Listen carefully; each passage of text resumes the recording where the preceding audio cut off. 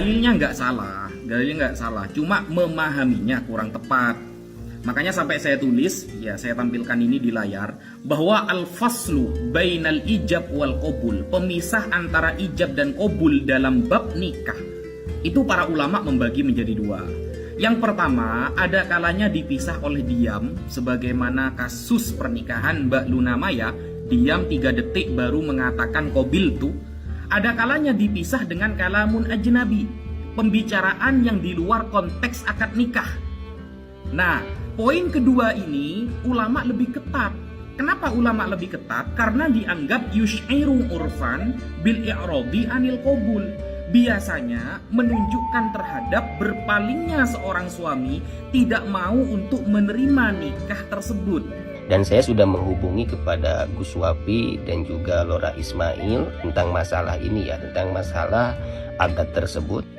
Dan saya biasa-biasa saja dengan beliau, tidak ada permasalahan. Saya hanya menekankan untuk lebih kehati-hatian di dalam masalah akadnya tersebut, agar tidak terjadinya nanti kemaksiatan yang terus-menerus. Sedangkan Gus Wapi dengan Lora Ismail, beliau itu lebih ke toleransi untuk meringankan. Ya memang ada pendapat dari ulama. Ulama ini ahli hukum standar internasional tentunya ya. Ada yang mengatakan memang harus langsung, tidak boleh disela. Ada yang mengatakan boleh terjeda, dan terjeda tidak terlalu lama. Dan menurut saya pribadi, jedanya Maxim kemarin masih dalam batas kewajaran. Bahkan sempat jadi polemik ini, yang sempat diviralkan itu beliaunya sudah menghitung 3 detik, gitu kan? Nah itu masih dalam kewajaran. Nah, yang tidak wajar adalah ketika disela oleh pekerjaan lain. Misalnya, ketika wali sudah mengatakan ijab, kemudian disela pekerjaan lain. Mungkin makan suatu hidangan, ya, mungkin ngobrol dengan orang lain. Nah, disela dengan pekerjaan lain. Selama tidak disela dengan pekerjaan lain dan masih dalam batas kewajaran, itu makfu. Makfu itu artinya bisa ditolerir. Maaf, jadi saya terima masukan itu, silahkan. Tapi kami juga punya pendapat secara pribadi, itu jeda yang dimakfu, bisa ditolerir. Jadi sebenarnya tidak ada masalah, tetap sah-sah saja. Namun saya lebih menekankan agar lebih hati-hati di dalam akad pernikahannya tersebut. Kenapa? Ya karena memang pernikahan itu titik poin utamanya itu adalah di dalam akadnya tersebut. Adapun masalah tentang saya edukasinya di dalam videonya Mbak Luna itu karena memang akadnya ini nyeleneh.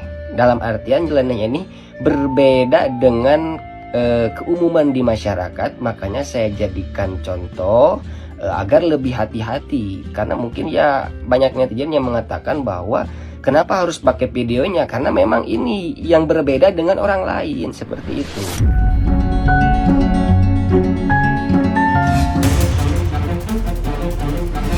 Perihal isu yang sedang ramai digoreng saat ini, saya hanya ingin meluruskan bahwa tidak ada sedikit pun di dalam video saya bahwa saya kontra terhadap sebuah kebijakan yang ada di dapil saya. Jadi saya anjurkan teman-teman semua kalau melihat video atau menerima pesan dibaca secara keseluruhan. Oleh karena itu, saya sangat mengapresiasi upaya pemerintah daerah untuk menerapkan kedisiplinan dan juga akhlak yang mulia untuk pendidikan karakter siswa-siswi yang sedang mengalami masalah perilaku. Pada prinsipnya, saya hanya ingin menyuarakan suara mereka yang memiliki pandangan berbeda mengenai program yang ada di dapil saya. Ambil saja itu sebagai bahan pertimbangan. Koreksi dan sempurnakan programnya. Saya kira saat ini kita tidak perlu berkompetisi di sini untuk menunjukkan siapa yang paling kerja, karena semua sudah ada porsinya masing-masing. Jadi kalau ada satu atau dua pihak yang merasa tersinggung, saya anggap mungkin mereka lagi banyak pikiran. Tapi jika saya rasa itu semua sudah dilengkapi oleh kepala-kepala daerah yang merasa tersinggung, good job, best of luck. Dan jika saya diundang, terutama yang ada di dapil saya, dengan senang hati saya akan hadir untuk melihat secara langsung seperti apa program itu. Jadi ditunggu undangannya ya. Ya ampun mas kan dapil sini, mendingan turun deh mas, mendingan lihat deh langsung deh daripada mas berwacana. Nah yang mas maksud tuh yang pro kontra, kekhawatiran tuh orang tua yang mana mas? Ini orang tuanya nitipin semua, seneng dititipin di sini. Nah gini deh mas, Ini kan ada yang mau masuk lagi 30, kita bagi 2 aja deh mas. Mas 15, saya 15. Yang 15 dengan cara mas, yang 15 kita lanjutkan dengan cara kita dibina di barak militer.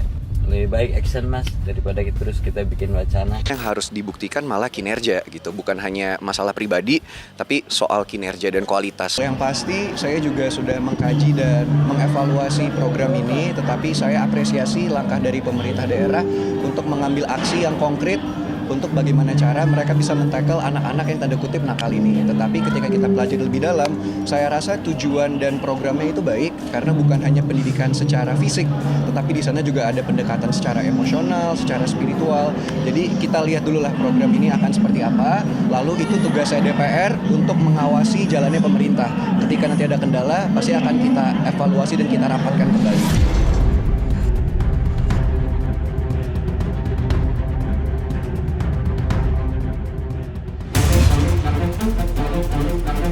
Kalau update terbaru, klien kami ini sudah diperiksa yang kedua kali. Terakhir kemarin kami berkomunikasi dengan teman-teman Mabes Polri.